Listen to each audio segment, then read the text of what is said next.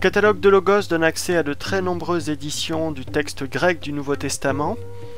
Vous avez ici par exemple le Nestlé Aland 28 ou l'édition précédente, le Nestlé Aland 27, le Greek New Testament, la 4e édition, le texte byzantin, etc.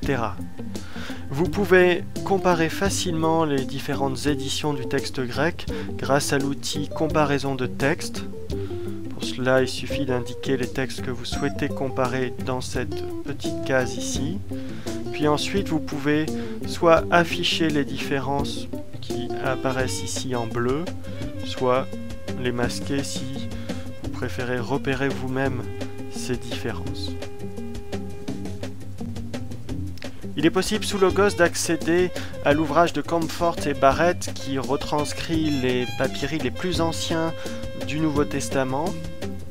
On peut le consulter sous forme d'ouvrage, mais également en utilisant l'outil comparaison de texte et en sélectionnant cet ouvrage. Et pour la référence qui m'intéresse, je vais avoir tous les papyri qui sont cités dans cet ouvrage qui vont s'afficher l'un au-dessus de l'autre en parallèle. L'avantage d'avoir un apparat critique sur Logos, c'est que d'une part, il est un peu plus lisible. Vous voyez que les variantes sont disposées les unes au-dessus des autres, ce qui facilite la lecture par rapport au format papier. De plus, les différentes références de manuscrits ou symboles sont explicitées par un simple survol de souris. On vous indique le siècle de ce manuscrit, le lieu où il se trouve actuellement et ce qu'il contient. Ici par exemple, le P78 contient simplement Jude 4, 5 et 7 et 8. Pour ce qui concerne le Greek New Testament, l'apparat critique n'est pas disponible dans une fenêtre à part. Il faut aller directement sur le texte et lorsque vous cliquez sur le petit symbole, on vous donne ici l'apparat critique. Et à nouveau, vous pouvez avoir le même type de référence que pour le NA28. Vous aurez tout intérêt à consulter le guide exégétique qui, pour chaque verset de la Bible, contient un paragraphe qui s'intitule Variante textuelle. Ce paragraphe regroupe toutes les informations utiles pour la critique textuelle que vous avez sur votre bibliothèque Logos.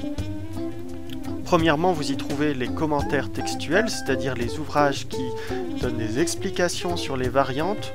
Vous avez cet ouvrage qui est édité par l'Exam, c'est-à-dire l'éditeur de Logos, qui vous donne quelques brèves explications, on va dire, sur les variantes majeures.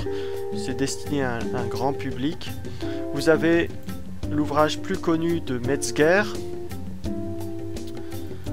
mais aussi sa version simplifiée qui a été faite par Omanso. Vous avez également la liste des appareils critiques que vous avez sur votre bibliothèque, même si ici ma liste n'est pas complète, mais par exemple si je veux consulter l'appareil critique du Nestlé Aland 28. Vous avez la liste des éditions critiques du texte et vous pouvez les comparer ici directement en cliquant simplement comme ceci. Vous avez des transcriptions de manuscrits, les traductions anciennes qui sont présentées ici comme la Vulgate et surtout, ce qui est fort intéressant, ce dernier outil qui est Manuscrit en ligne qui vous donne accès directement aux images des manuscrits pour le verset qui vous intéresse, ces images étant hébergées par l'Institut de recherche sur le Nouveau Testament, sur la critique textuelle du Nouveau Testament qui est de l'université de Münster en Allemagne. Par exemple, ici, si vous voulez aller voir le Papyrus 78, vous cliquez là-dessus et ça va s'afficher directement dans votre navigateur.